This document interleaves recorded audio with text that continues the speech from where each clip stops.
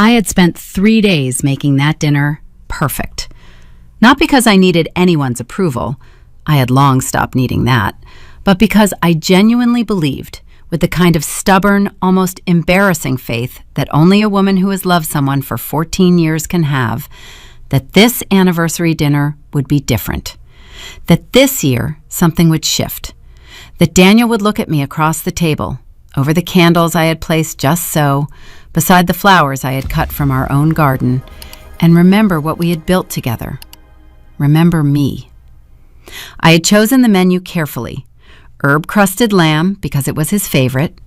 Roasted root vegetables with rosemary, because they filled the house with a smell that always made him soften. A chocolate torte, because 14 years ago he had fed me a slice of one on our first proper date and called me the most beautiful woman he had ever seen. I had dressed in the burgundy wrap dress I knew he liked.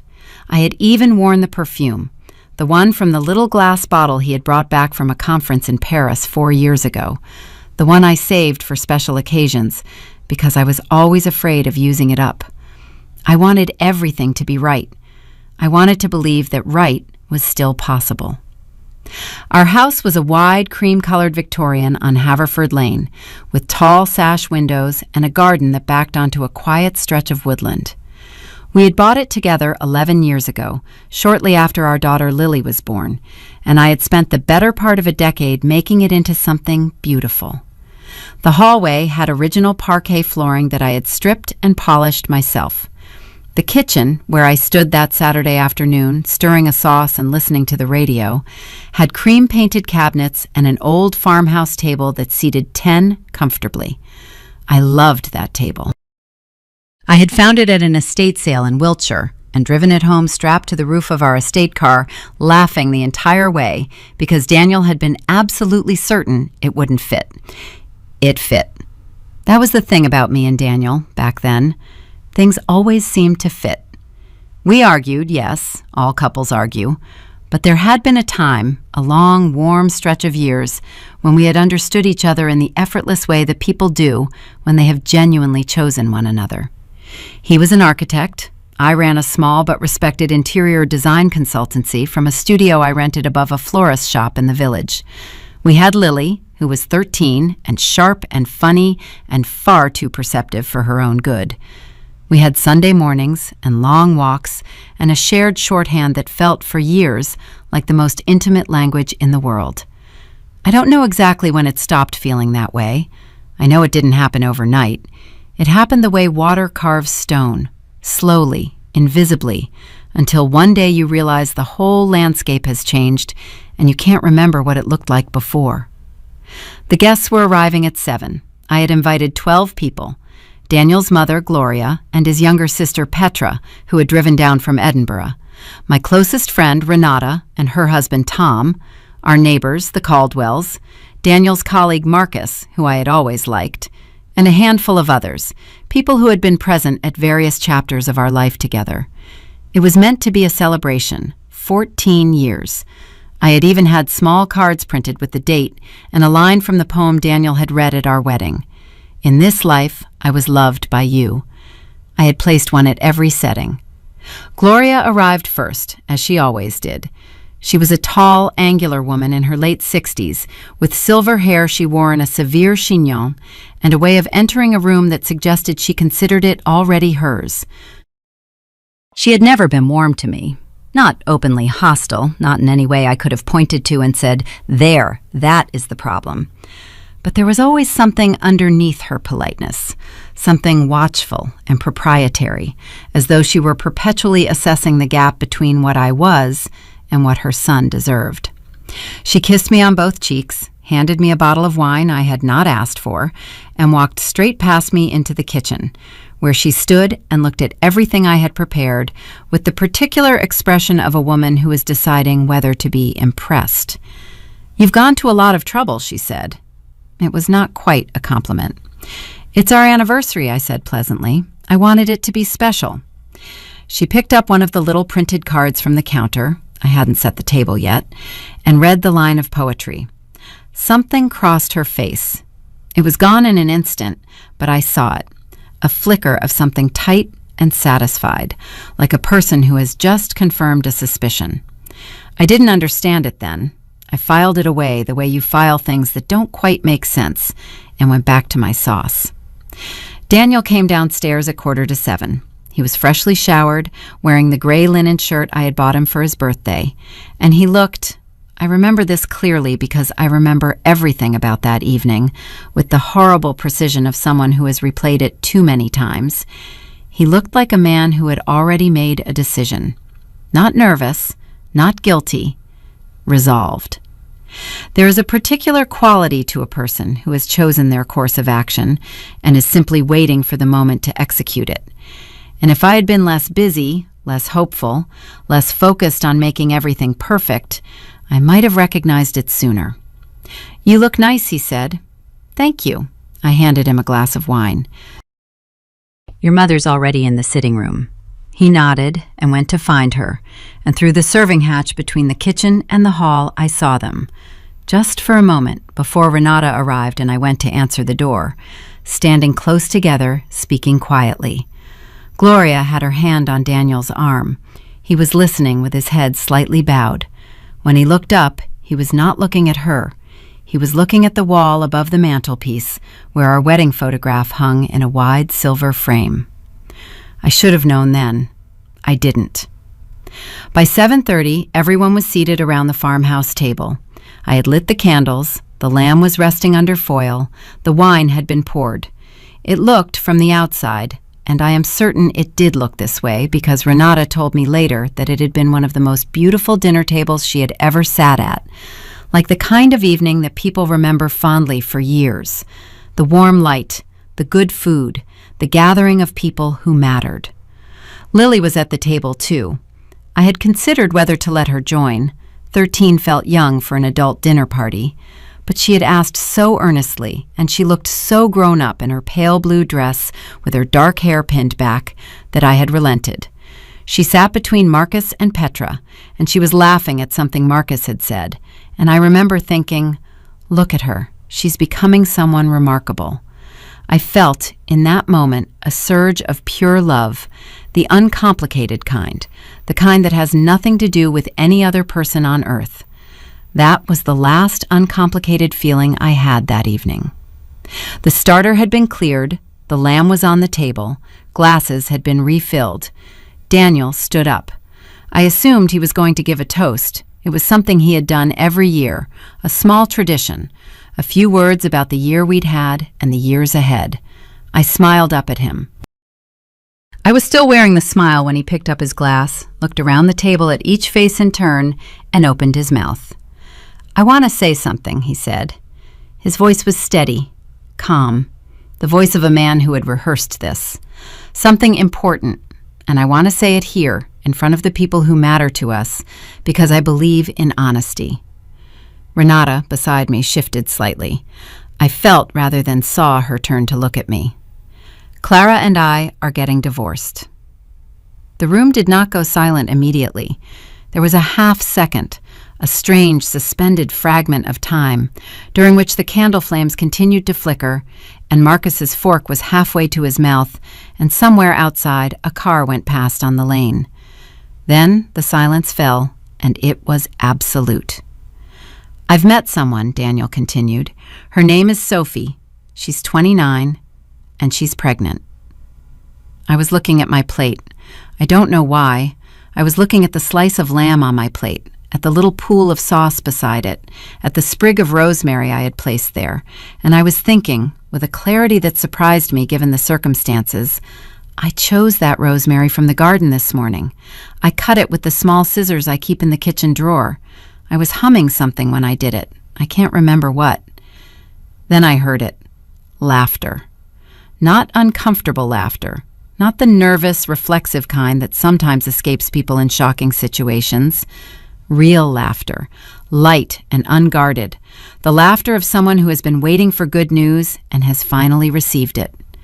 I looked up. Gloria had her hand pressed to her mouth, but her eyes were bright and dancing. And Lily, my 13-year-old daughter in her pale blue dress, was grinning. Not a confused grin, not a "this is very awkward" grin, a delighted one. That was the moment the ground went out from under me.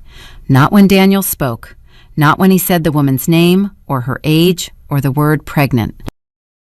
The moment the world shifted on its axis was when I looked at my daughter's face and understood that she had known. She had known before tonight. She had known, and she had said nothing, and she was glad. I set down my fork. I smoothed the napkin in my lap. I looked at Daniel, then at Gloria, then at Lily. My voice when it came was perfectly level. It was the voice of someone standing at the center of something enormous and choosing, very deliberately, not to be swept away by it. "All right then," I said quietly. I let the silence hold for one full breath. "Brace yourselves." Nobody laughed after that. Nobody asked me what I meant. That was the thing that struck me later, in the long, sleepless hours after everyone had gone home. Nobody at that table asked me to explain myself. Not Daniel, who was still standing with his glass raised like a man who had expected applause and received something else entirely. Not Gloria, whose bright, dancing eyes had gone very still the moment I spoke. Not even Renata, who knew me better than almost anyone alive. They all just sat there, in the warm candlelight, in the wreckage of the evening I had spent 3 days building, and they were quiet, because they understood the tone. People always understand the tone, even when they pretend otherwise.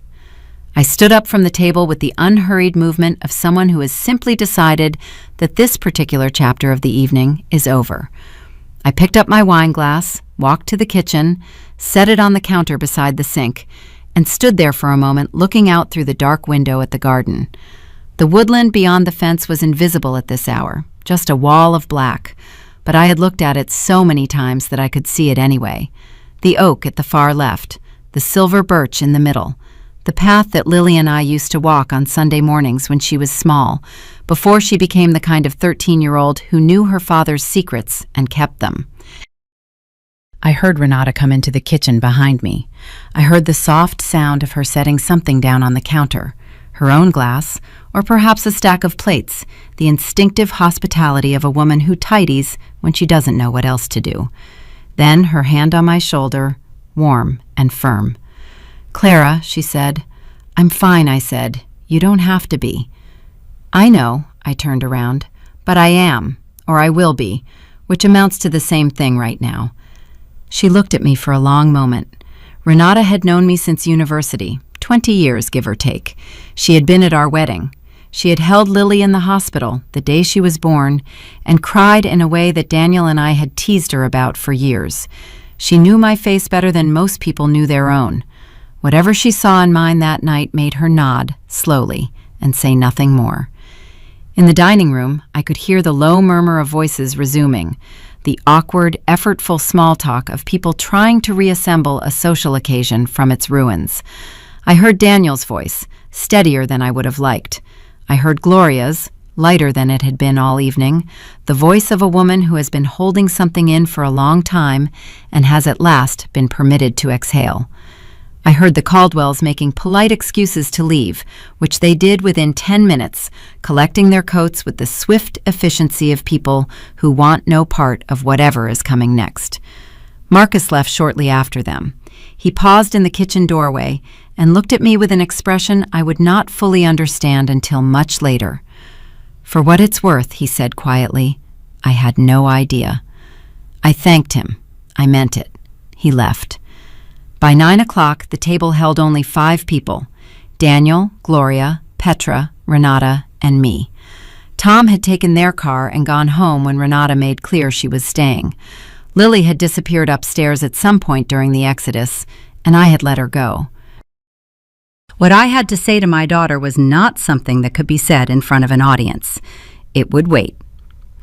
Daniel sat at the head of the table, his usual place, with his hands wrapped around his wine glass and the particular expression of a man who believes that having said a difficult thing out loud is equivalent to having dealt with it.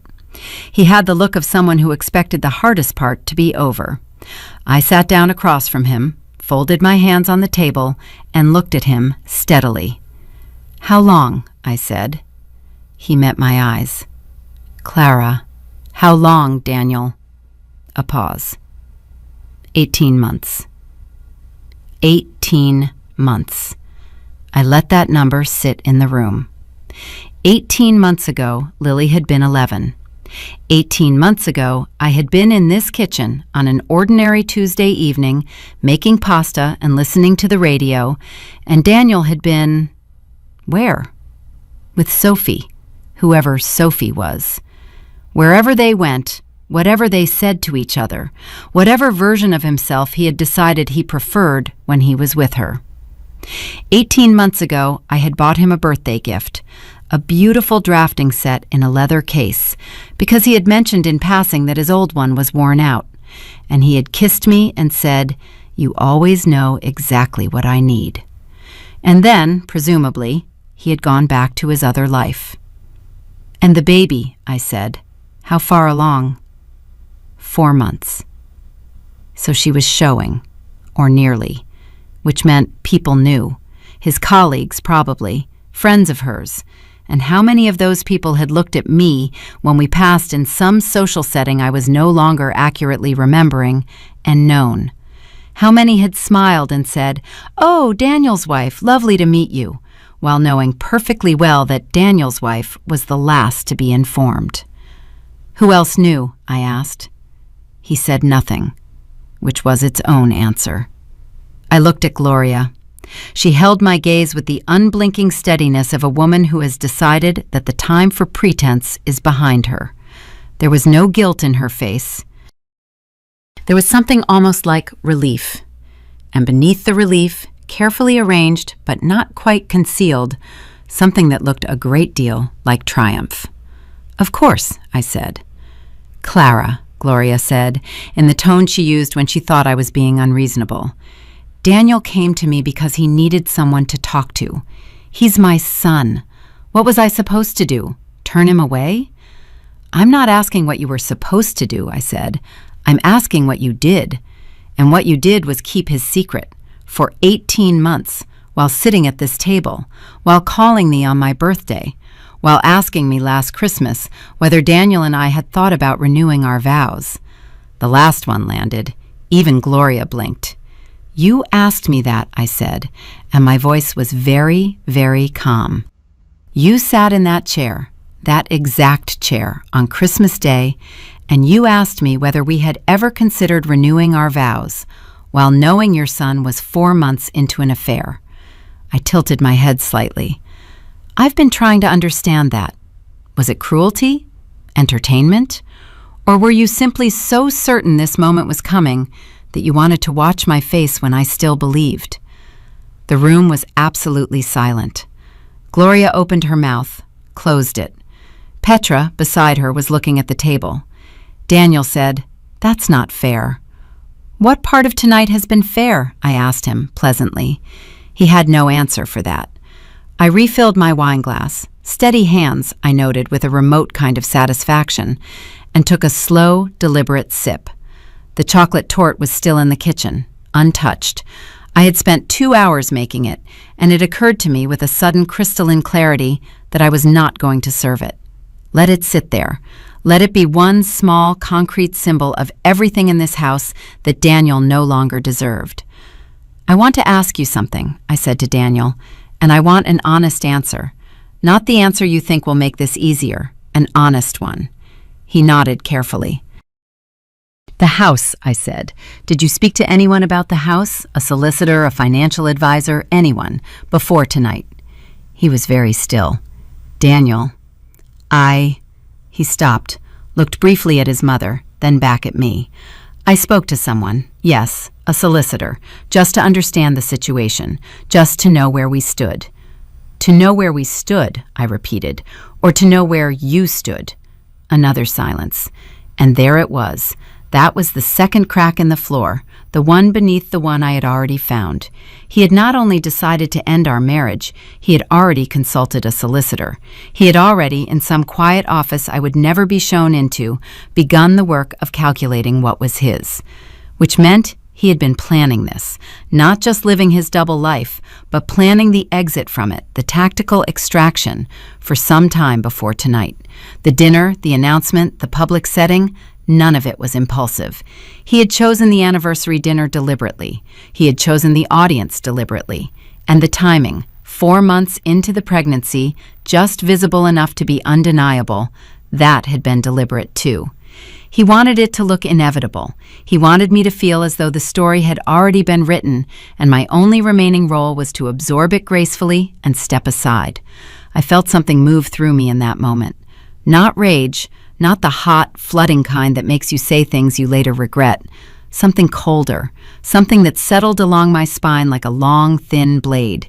It was the feeling of a person who has just understood the actual dimensions of the thing arrayed against them, and who has chosen, very quietly, to rise to it. "All right," I said. I set down my wine glass. I stood up. "I think we're done for this evening." Daniel blinked. "Clara, we need to do nothing tonight," I said. "Tonight, I'm asking you all to leave. You," I looked at Gloria, "and you, at Petra, are welcome to stay in a hotel in the village. I'll call the Rose and Crown, they usually have rooms. Or you can drive back to wherever you came from. But you're not staying here." I looked at Daniel last. "Neither are you." He stared at me. "This is my house." I looked at him for a long moment. When I spoke, my voice was so quiet that Renata, who told me later she was barely breathing, said she had to lean forward to hear it. "Is it?" I said. I walked upstairs, knocked on Lily's door, and heard her say, "Come in." She was sitting on her bed in her blue dress, still with her hair pinned back, knees drawn up to her chest, her phone face down beside her. When I came in and sat on the edge of the bed, she wouldn't quite meet my eyes. Good, I thought. Not because I wanted her to feel shame. She was 13, and her father had spent a year and a half making her complicit in something she was far too young to carry. But because her instinct to look away meant she knew, somewhere beneath everything, that what had happened tonight had not been right. "I'm not going to shout at you," I said. She nodded. "But I want you to understand something." I waited until she looked at me. "Whatever your dad told you about what's happening, whatever he asked you to keep quiet, whatever he explained it as, that was too much to ask of a child. And I'm not angry at you for being put in that position. I am furious that he put you there." I paused. "Do you understand the difference?" Her face crumpled just for a moment, and then she pulled it back together with the determined stoicism of a girl who has been trying very hard to be older than she is. "How long have you known?" she asked. "About 10 seconds longer than you think," I said. She almost smiled. I almost let myself. "Get some sleep," I said. I smoothed her hair back from her face. She let me, which told me more than she probably intended. Things are going to be very different for a while. But I promise you, they're going to be better. I kissed her forehead and went back downstairs. Daniel was still in the dining room, sitting in the candlelight in the ruins of our anniversary dinner. Gloria and Petra had apparently taken their coats and gone. I heard Renata's voice in the hall, the quiet, firm tone she used when she was managing something. And it was just us. Husband and wife, the two signatories of that poem on the little printed cards, still sitting at every empty place around the table. "In this life, I was loved by you." "The solicitor you spoke to," I said, standing in the doorway. "Were they family law?" He hesitated. "Yes." "Good," I said. "Then you'll understand when I say, I have a very good memory, Daniel, for dates, for documents, for the names on accounts and the details in contracts and the specific, legally relevant facts about who purchased what and when and with whose money."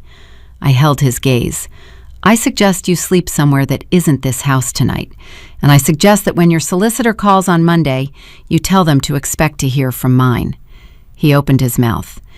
"And Daniel," I turned to go, then paused, just once. "The next time you plan something like tonight, make sure the person you're planning it against isn't better at this than you are." I turned off the dining room light and left him sitting in the dark. I didn't sleep that night. Not because I was crying, I wasn't, which surprised me more than anything else about those first hours. I lay in the center of our bed, on top of the covers, still in the burgundy dress, and I stared at the ceiling and I thought, methodically, carefully, the way I used to think before a big client presentation, when I would lay everything out in my mind like architectural drawings and examine each element for structural weakness. I thought about the house, about the accounts, about the consultancy, about the specific paperwork I had signed and not signed over 14 years of marriage, and the paperwork I had seen and not seen, and this was the part that kept pulling me back, the part with the cold, insistent gravity of a stone dropped into deep water. The paperwork I had never thought to look for because I had never imagined I would need to.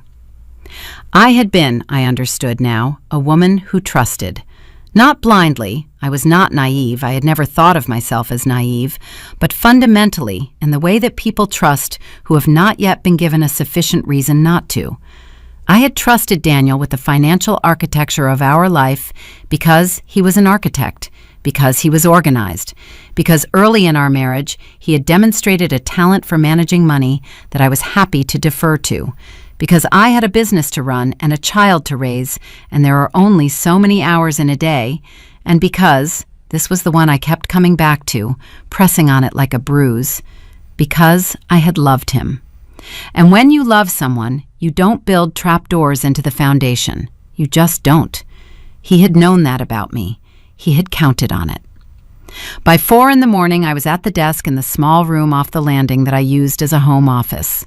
I had changed into jeans and a sweater, made myself a strong coffee, and opened the filing cabinet in the corner, the one that held the household documents, insurance policies, mortgage papers, the accumulated administrative residue of a 14-year life. I had opened this cabinet hundreds of times. I had always found what I was looking for and closed it again without looking at anything else. Tonight, I pulled out every folder and began at the beginning. The first thing I noticed was the mortgage. We had remortgaged 3 years ago. I remembered it, vaguely, the way you remember administrative events that are handled efficiently and without drama. Daniel had told me the rate was better, that it made sense to consolidate, that he had spoken to our broker, and the paperwork was straightforward. I had signed where he put the tabs. I had not read every page. Who reads every page? I asked myself that now, alone in the quiet house at 4 a.m, and the answer was, people who have reason to, people who know to. I read every page now. The mortgage documents were in order, but on the 4th page of the refinancing agreement, in a section I had apparently signed without properly reading, there was a clause I did not remember discussing. A clause that named Daniel as the primary account holder for the purposes of any future sale or transfer of the property. Not sole owner, we were still joint owners, the deeds made that clear, but the designated decision maker in the event of a sale, whose signature alone could initiate the process. My signature would be required to complete the sale, but not to begin it, not to list it, not to accept an offer. I sat with that for a long time. Then I found the folder for our joint savings account. We had built it over years, modest contributions, steadily accumulated, the financial version of a slow and patient faith in the future. The balance, as of the last statement I had seen, which was dated 8 months ago, had been £47,000. I pulled out the most recent statement, which had arrived last month and which Daniel usually filed before I saw it. I had never questioned this. It was one of those small domestic divisions of labor that solidify, over years, into invisible walls. The most recent balance was £11,240. I set the statement down on the desk very carefully, the way you set down something fragile. Then I picked it up again and looked at the transaction history. Over the preceding 8 months, there had been a series of transfers, 14 of them, ranging from £1,000 to £4,000 each, to an account I did not recognize. The reference on each transfer was the same 2 words, project costs, £35,000, gone. Over 8 months in careful, measured installments that were individually unremarkable and collectively devastating. The kind of withdrawals that, if you were watching, would look like home improvement expenses or business costs. The kind that, if you were not watching, you would never notice at all. I had not been watching. I sat back in the chair. Outside, the first thin gray light was beginning to separate the sky from the tree line. The silver birch at the back of the garden emerged slowly from the darkness, pale and still. I watched it for a moment, and then I picked up my phone and typed a name into the search bar. Not Sophie's name. I didn't know her surname, and it felt beside the point. The name I typed was the name of a family law solicitor. Not just anyone, a specific one. Catherine Webb, who had an office in town and a reputation I had heard about from a client 2 years ago.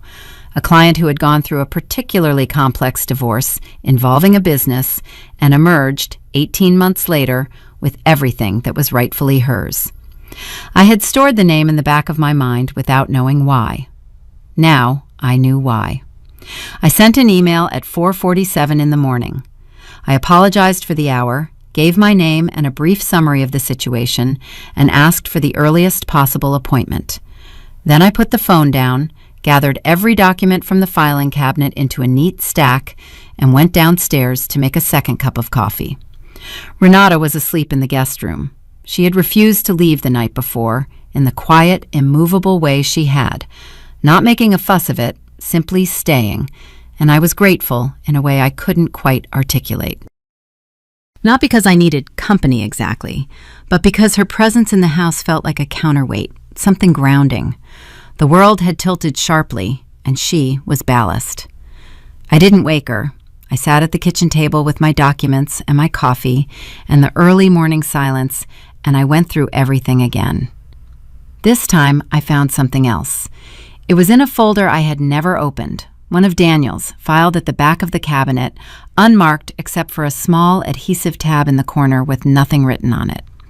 Inside were 3 documents. The first was a valuation of the house, dated 5 months ago. The second was a letter from an estate agency, a firm in the next town, not the one we had bought through, not anyone who knew us. Addressed to Daniel alone, setting out their terms of engagement for a residential sale. The third was a printed email exchange between Daniel and a man named Philip Hart, who identified himself in the signature as a property developer. I read the emails twice. The most recent one, sent 6 weeks ago, was from Daniel. It said, "Clara isn't aware of any of this, and I'd like to keep it that way until the timing is right. Once the divorce is initiated, I can move forward on the listing. She'll have no grounds to obstruct. The refinancing clause covers us. Let me know when you want to do a viewing." I put the emails down. I picked them up again. I read that last paragraph 4 more times. Clara isn't aware of any of this. That was my name.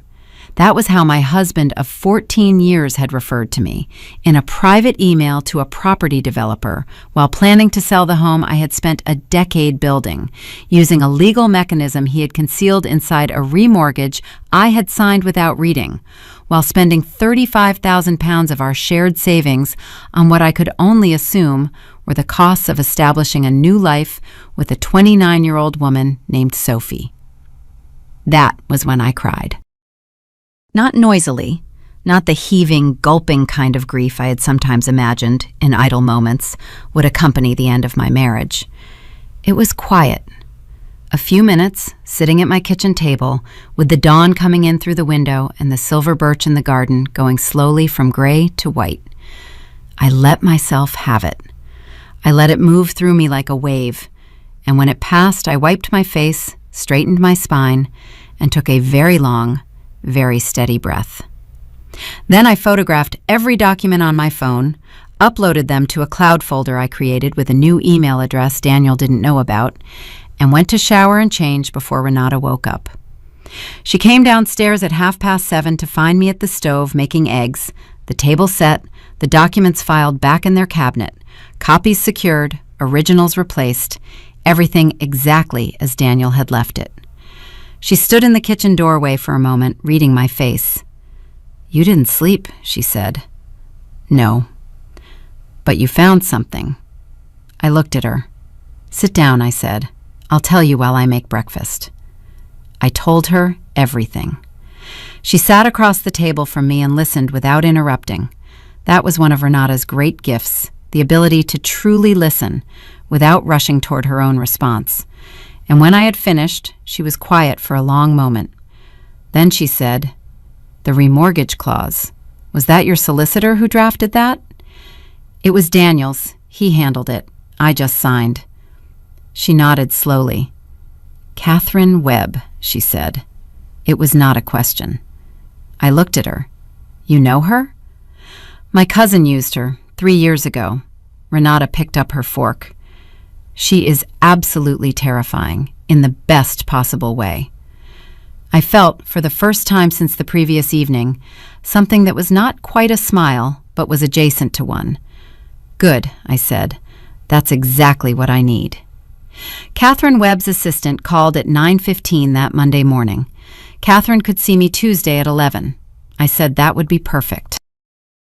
I spent the rest of Sunday in the quiet architecture of my own house, cooking, cleaning, helping Lily with the homework she had been avoiding, walking to the end of the garden and standing for a long time under the oak tree. And I did not call Daniel. I did not answer the 2 messages he sent, which were brief and careful and conveyed the tone of a man who expected the situation to have softened overnight. I did not reply to Gloria's single text, which said only, "I hope you understand that this is for the best, for everyone." I read it, set my phone face down on the counter, and continued chopping vegetables for soup. Lily came into the kitchen at some point in the late afternoon and stood beside me, leaning against the counter in the way she always had since she was small, hip against the cabinet door, watching me work. "Is Dad coming back?" she asked. "Not to stay," I said. She was quiet for a moment. "Did he call you?" "He texted." "Did you answer?" "Not yet." She picked up an apple from the bowl on the counter, turned it over in her hands. "He called me this morning," she said. "He said he hoped I understood, that it was complicated." I kept chopping. "What did you say?" "I said I did understand." She paused. "I lied. I don't understand at all." I set down the knife. I turned to look at her. This girl, this complicated, perceptive, imperfect, fiercely loved girl, and I felt the full weight of what had been taken from her by the adults in her life who should have known better. "You don't have to understand it right now," I said. "You just have to let me deal with it. Can you do that?" She looked at me for a long moment. Then she nodded, put the apple back in the bowl, and went back upstairs. I stood there for a moment in the quiet kitchen, listening to her footsteps on the stairs, the familiar creak of the 3rd step from the top. Then I picked up my knife and went back to work. On Tuesday morning, I drove to Catherine Webb's office. It was a narrow Victorian terrace on the high street with a brass plate by the door and a waiting room that smelled of good coffee and fresh paper. Catherine herself was in her early 50s with cropped gray hair and reading glasses pushed up on her head and the kind of concentrated attention that made you feel immediately that your case was the only case in the world. She read through the documents I had brought, the full set, printed and annotated, without a word. When she finished, she took off her glasses, set them on the desk, and looked at me. "The remortgage clause," she said, "is legal, but it's narrow. It gives him the right to initiate a listing. It does not allow him to transfer ownership or complete a sale without your consent. Any buyer would need your signature." She paused. "He may not know that." "I think he believes he can force a sale," I said, "or pressure me into agreeing to one." "People often believe things that aren't quite true," she said pleasantly. "The savings transfers are more interesting. £35,000 to an unknown account over 8 months using joint funds." She tapped the statement. "If those funds were used to support the establishment of a separate household, rent, furniture, deposits, there's an argument for dissipation of marital assets. That's a serious matter in ancillary relief proceedings." I had spent 2 evenings learning what ancillary relief proceedings meant. I did not need her to explain.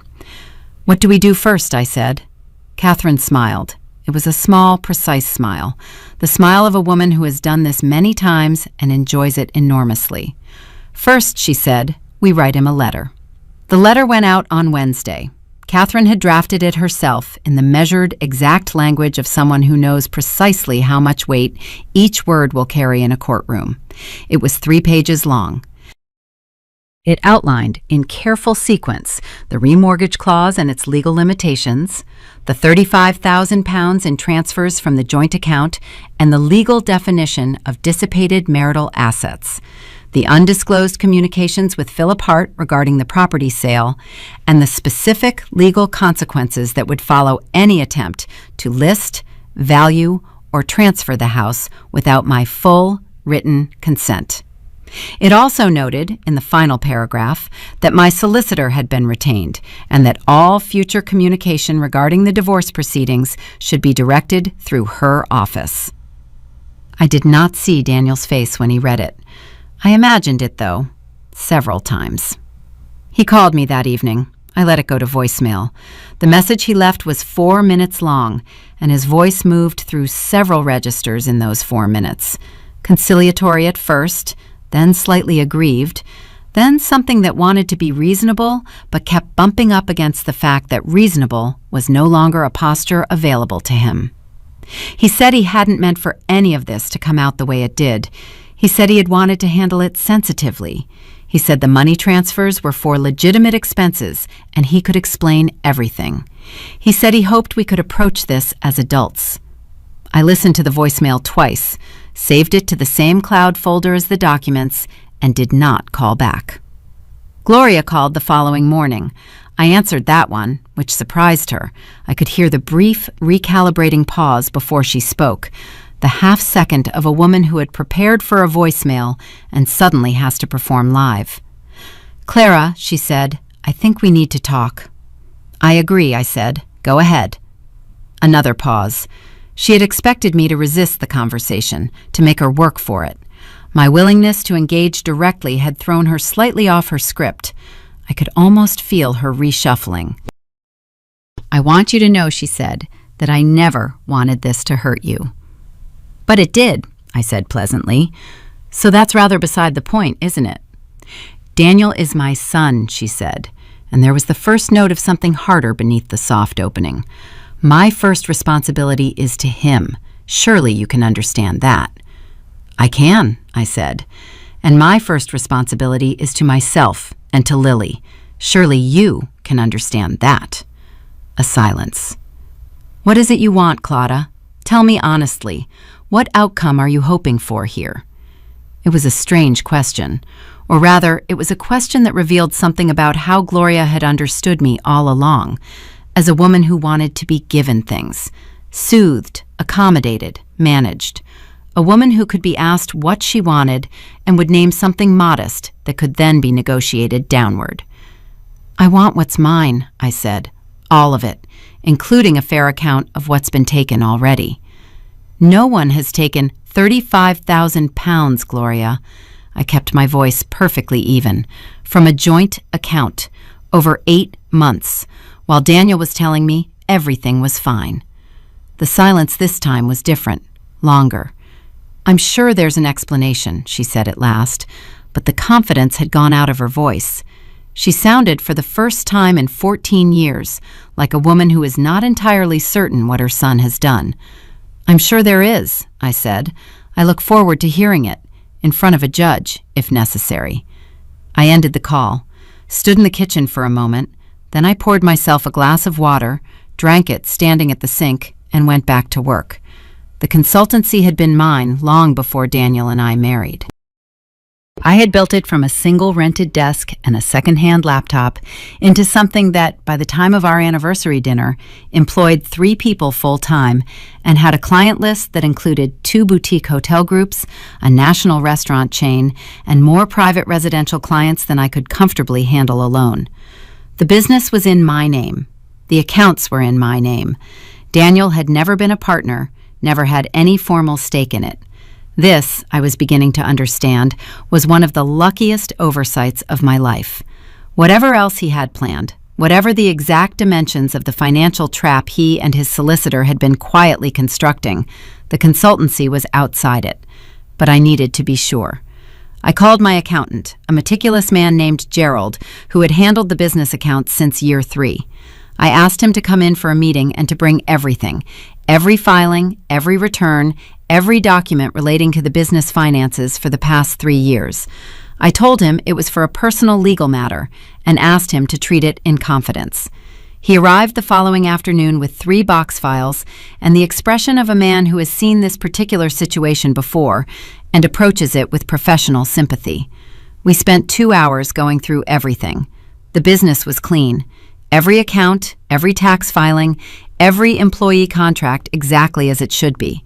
There was nothing Daniel could touch, nothing he had thought to reach for, possibly because he had been focused on the house and the savings account and had assumed, or hoped, that those would be enough. But there was one thing Gerald flagged, almost as an afterthought, as he was repacking the 3rd box file. "This payment here," he said, tapping a line on a printout, "from 18 months ago. Do you recognize it?" I looked. It was an invoice, paid from the business account, for £3,000. The payee was listed as DKS Consulting. The description was Strategic Advisory Services. I had never heard of DKS Consulting. I said so. Gerald frowned. "It was processed through your account. The authorization code is yours." I looked at the authorization code. It was a 6-digit number I had used as a PIN years ago, one of those auto-filled credentials that carry over from old systems and get forgotten. Daniel had known it. He had helped me set up the initial business banking back in the early days when the administrative setup had been chaotic and I had been grateful for the help. DKS. I turned the initials over in my mind. Daniel. Daniel Keith Spencer. His full name. "I need you to trace where that payment went," I said. Gerald looked at me steadily over the rims of his reading glasses. "I'll need access to the originating bank records." "I'll get you access," I said, "whatever you need." He nodded and packed up his boxes, and as I walked him to the door, he paused and said quietly, "For what it's worth, I've always thought the consultancy was entirely your achievement. I hope the legal process reflects that." I thanked him and closed the door and stood in the hallway of my studio above the florist shop, and I could smell the flowers from downstairs. Late-season roses, something sweet and green and living, and I pressed my back against the wall and closed my eyes for a moment. Just a moment, because the picture was becoming clearer now, and it was worse than I had initially calculated, and I needed to take that in before I could act on it. £3,000, 18 months ago. The exact month, I realized when I checked the date, that Daniel had started the affair with Sophie. DKS Consulting, his own initials, set up as a shell, drawing money from my business account using an old access code I had never thought to revoke. He had not only been stealing from our joint savings, he had been stealing from my business. I called Catherine from the car. "The picture is expanding," I told her. "Tell me," she said. I told her about Gerald, the invoice, the initials, the timing. She was quiet for a moment, and when she spoke, her voice had the clipped, focused quality it got when something genuinely interested her.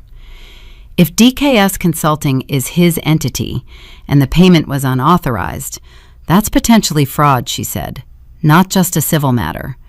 I want you to send me the invoice and the bank records as soon as Gerald has them. And Clara, I want you to stop communicating with Daniel directly.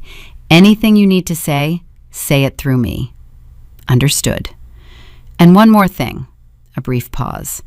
"Is there anyone in Daniel's professional circle, colleagues, former employees, anyone who might have relevant information?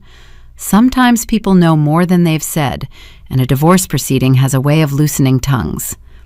I thought of Marcus, the way he had paused in the kitchen doorway on the night of the dinner. For what it's worth, I had no idea. The careful specificity of that denial. Not, "I know nothing," but "I had no idea." As though there were things he did know, things that didn't fall within the category of whatever he was disclaiming. "There might be someone," I said. "Let me think about it." I thought about it for the rest of that week. I went about the ordinary business of my days. Client meetings, school runs, the quiet evening rituals that Lily and I were slowly rebuilding into a new shape. And in the background, I thought about Marcus, about what he might know, and why he had chosen those particular words on that particular evening, about whether he was the kind of person who, given the opportunity, would be willing to say what he knew. He called me on the Friday. I had not expected that. "I've been thinking about what to do," he said without preamble, "and I've decided that doing nothing isn't something I'm comfortable with." "What do you know?" I said. A long pause. "Daniel and I were working on a project together, a residential development. Private commission outside the firm. He told me it was a side venture, fully above board, that he was investing his own money." Another pause. "About 6 months ago, he asked me to review the financial structure of the project. I did.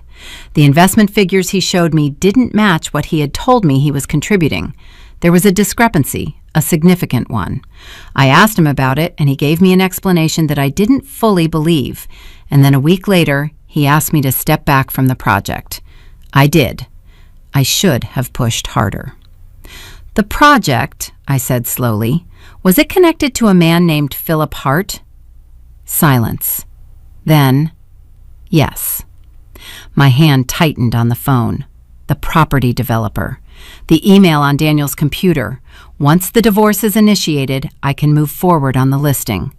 Not just planning to sell our house, using money from our joint savings, £35,000, as his investment contribution in a development project with Philip Hart, listed under the name DKS Consulting, seated with £3,000 taken from my business account to establish the entity, while simultaneously obtaining a legal opinion on the remortgage clause, preparing to list our home, and timing the announcement of his affair for maximum impact.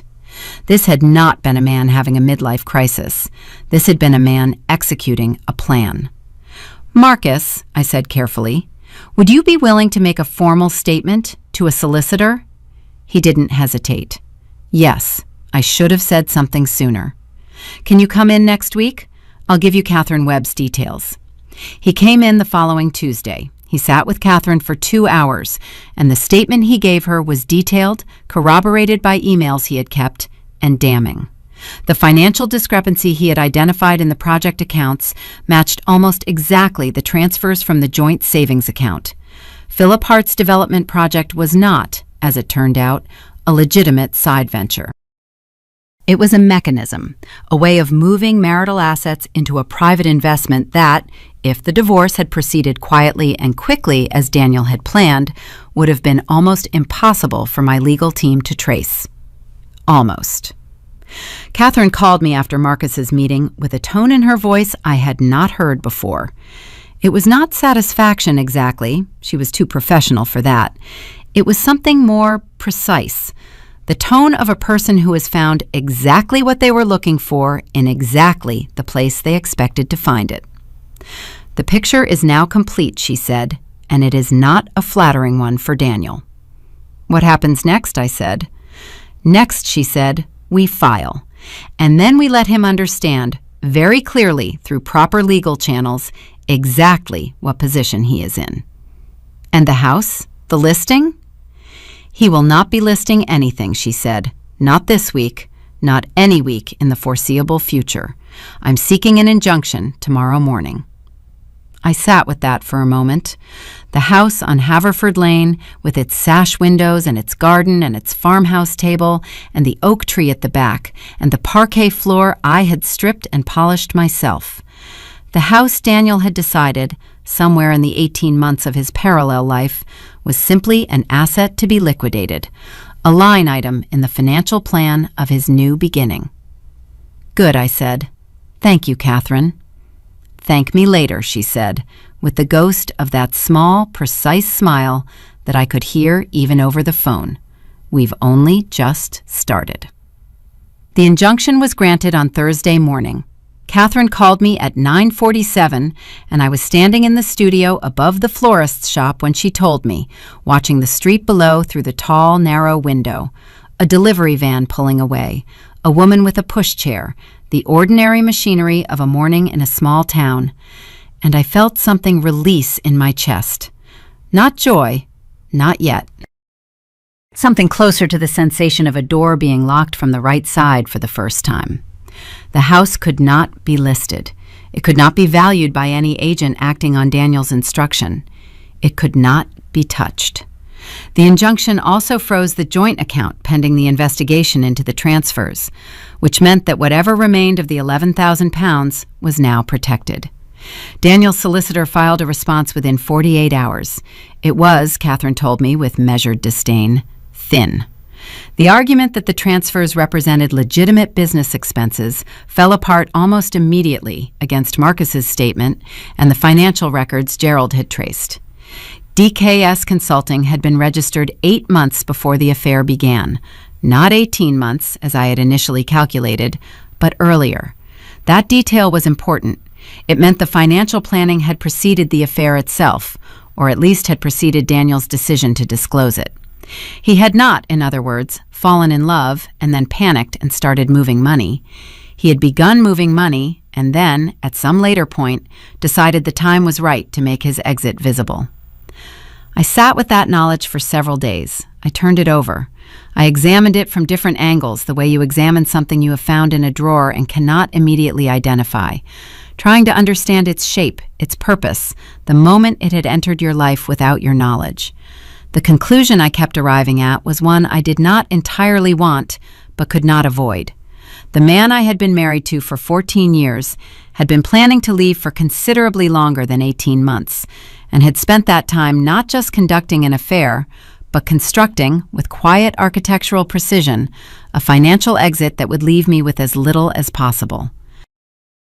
He had chosen the anniversary dinner not because it was cruel, or not only because it was cruel, but because the public announcement, the fait accompli, the visible fact of Sophie's pregnancy was designed to function as a kind of shock treatment, to knock me sideways long enough for the legal machinery he had already set in motion to advance unchallenged.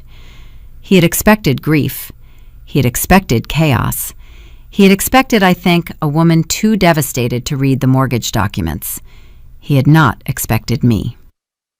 Lily came home from school on a Friday afternoon 3 weeks after the dinner and found me in the kitchen going over printouts with Gerald, who had stayed late to walk me through the final tracing of the DKS account. She dropped her bag by the door, looked at the papers spread across the farmhouse table, looked at Gerald, looked at me, and said, with the directness that had always been her most exhausting and most admirable quality, "Are you winning?" Gerald made a sound that was carefully not a laugh. "We're making progress," I said. "That means yes," she said, and went upstairs. Gerald left shortly after, and I stood in the kitchen in the early evening light and thought about Lily, about the girl who had sat at this table in her pale blue dress 3 weeks ago and laughed when her father announced he was leaving. I had not forgotten that laugh. I had not forgiven it either. Not yet, not entirely. But I had begun to understand it differently. She was 13. Her father had spent, I now believed, the better part of a year drawing her incrementally into his confidence, letting her feel special, letting her feel chosen, making her a keeper of his secret with the gradual, expert carelessness of someone who does not fully consider the cost of what they are asking. She had not laughed because she was cruel. She had laughed because she had been told this was good news, and she had believed him, the way children believe their parents even when they shouldn't. I was angry at Daniel for many things, for the money, for the planning, for the coldness of the execution. But the thing I was angriest about, the thing that sat lowest and hottest in me, that I had to work hardest to keep from showing, was what he had done to Lily. He had used her. He had taken her complicity as a tool and not considered, or not cared, what it would cost her when the tool was no longer needed. I called him that Friday evening. It was the first time I had initiated contact since the night of the dinner. He answered on the second ring, which told me he had been waiting. "I want to meet," I said, "face to face, not at the house, neutral ground." A pause. "Clara, the coffee shop on Mill Street, tomorrow morning, 9 o'clock. Another pause. I could feel him calculating, weighing the request against whatever his solicitor had advised, trying to determine whether this was an ambush or an olive branch. "Fine," he said at last. 9 o'clock. I arrived early and chose a table at the back, away from the window. The coffee shop was quiet at that hour, a Saturday morning, most of the town still slow and domestic. A couple in the corner sharing a newspaper, a young woman working on a laptop, the smell of coffee and warm pastry, the ordinary comfort of a place with no particular associations. I ordered a flat white and waited. He came in at 9:01. He looked, I noticed with the detached clarity that had become my default mode, tired. The particular tiredness of a man who has been managing two lives simultaneously and is no longer quite managing either. He had lost some of the resolved composure that had characterized him on the night of the dinner. He looked, for the first time, like someone who understood the situation had not gone as planned. He sat down across from me, ordered a coffee he barely touched, and said, "I suppose your solicitor knows you're here." "Of course," I said. "I'm not hiding anything." He looked at me for a long moment. "What do you want to talk about?" "Lily," I said. He hadn't expected that. I watched it move through his face, the preparation for a legal conversation suddenly reconfigured. "What about Lily?" "She is 13 years old," I said. "She is not a participant in our divorce proceedings. She is not a messenger. She is not a confidant. She is not a symbol of anyone's position. Whatever you have said to her about this situation, whatever you have asked her to understand or accept or keep quiet about, it needs to stop. She needs to be allowed to be a child who is going through a difficult time, not an adult who has been recruited to a side." He was quiet for a moment. "I never tried to. She knew about Sophie before the dinner," I said. "She knew, and she kept it from me, because somewhere in the preceding months, you had allowed her to absorb the idea that your new life was something to be celebrated. She laughed, Daniel, at the dinner table when you announced it." I held his gaze. "I want you to understand what that cost her, what it is still costing her. She came home the other day and didn't have lunch with any of her friends because one of them had heard from her mother, who apparently knows someone who knows Sophie, and Lily didn't know what to say." I paused. "She is 13. She is handling your choices, and you need to make that right with her, directly, clearly, without asking her to protect your feelings in the process." He said nothing for a long time. And then something happened that I had not expected and was not, in the honest privacy of my own reaction, entirely prepared for. His face changed. The careful composure, the legal caution, the defensive posture of a man who has been in a solicitor's office too many times recently, all of it went. What was underneath was someone who looked, for a moment, genuinely wretched. "I know," he said quietly. "I know what I did to her. I think about it every day." I believed him. That was the complication of knowing someone for 14 years. You could tell, most of the time, when they were being honest. And this was honest. It didn't change anything. It didn't undo the documents or the money or the planning or the dinner. But it was honest. "Then do something about it," I said. "Whatever else is happening between us legally, and there is a great deal happening, as I suspect you now know, Lily is separate. She needs her father to show up for her as a father, not as a man who is managing a narrative." He nodded, once, slowly. I stood up. I had said what I came to say. "Catherine will be in touch about the schedule," I said. "I expect this to be handled efficiently and without drama. The faster it's resolved, the better for everyone, including Sophie and the baby, who have done nothing wrong." He looked up at that. I thought I saw something cross his face. Surprise, maybe, or something like gratitude. But I was already turning away, and I didn't look back to confirm it. I walked out into the morning air, cool and clear with the smell of early autumn, and I stood on the pavement for a moment and let myself breathe. The proceedings moved with a speed that Catherine attributed partly to the strength of the evidence and partly to the fact that Daniel's solicitor, faced with the fraud implications of the DKS account, had advised him strongly against prolonged contention. The £35,000 was returned to the joint estate and factored into the financial settlement. The DKS company was dissolved. The $3,000 from my business account was returned with interest. The house remained mine. bought out from the joint estate at a valuation that Catherine negotiated with the focused implacability of someone who does this for a living and genuinely enjoys it. I paid Daniel his share of the equity from a mortgage on the consultancy, which I could service comfortably, and which left me the sole owner of the Victorian house on Haverford Lane, with its sash windows and its farmhouse table and its garden and the oak tree and the silver birch and the path I had walked with Lily on Sunday mornings when she was small.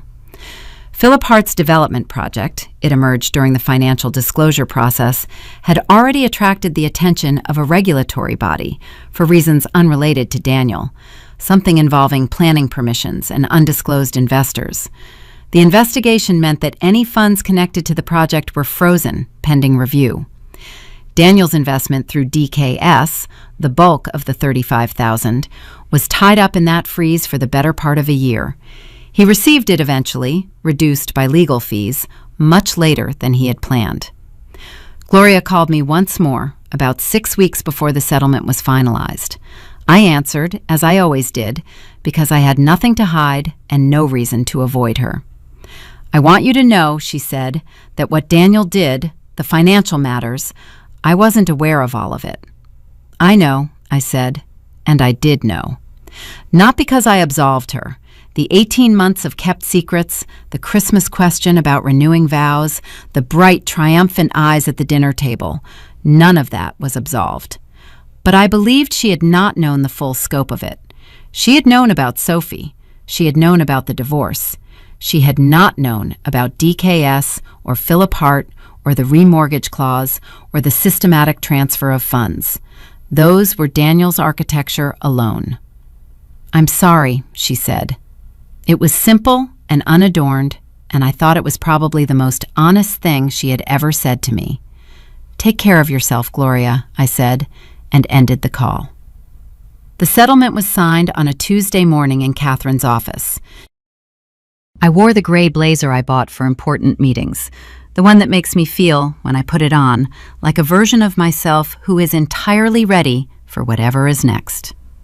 Catherine pushed the papers across the desk, and I signed where she indicated, and when it was done, she looked at me over her glasses with that small, precise smile. "Congratulations," she said. Or rather, welcome to the next part. I laughed, a real one, the kind that comes from somewhere low and genuine. "Thank you," I said, "for everything." "Don't thank me," she said. "You did the work. I just carried the paperwork." I drove home along the familiar road, through the village, past the florist shop where my studio sat above the window boxes, past the coffee shop on Mill Street, where I had sat across from Daniel for the last, difficult, honest conversation we would ever have, and up Haverford Lane to the cream-colored Victorian with its tall windows catching the autumn light.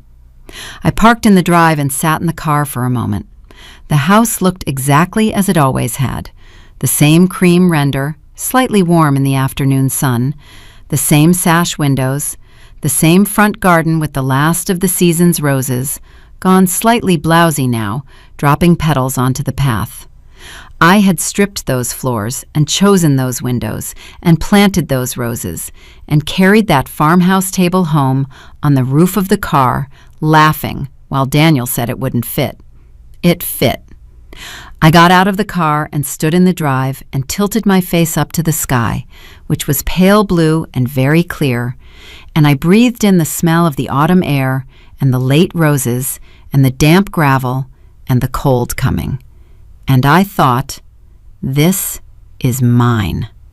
Not defiantly, not triumphantly, just quietly, completely, as a statement of fact. This is mine. Lily was home when I came inside. She was in the kitchen doing homework at the farmhouse table, her dark hair loose around her shoulders, a half-eaten piece of toast beside her notebook. She looked up when I came in. I set my bag down on the counter, loosened my blazer, filled the kettle. "How did it go?" she asked. "It's done," I said. She looked at me for a moment with those eyes that had always seen too much for her own good, and then she nodded, slow and certain, as though she had never doubted it. "Good," she said, and went back to her homework. I made 2 cups of tea and set one beside her notebook without a word, and then I stood at the kitchen window and looked out at the garden. The oak at the left, the silver birch in the middle, the path to the woodland gone quiet and gold in the late afternoon. The world exactly as it was. Me, different. Some things, when they break, don't need to be rebuilt into the same shape. Some things break because the shape was always wrong, and what comes after, quieter, cleaner, entirely your own, is what was supposed to be there all along. I picked up my tea. Outside, the silver birch moved in the wind, pale and unhurried, the way it always had.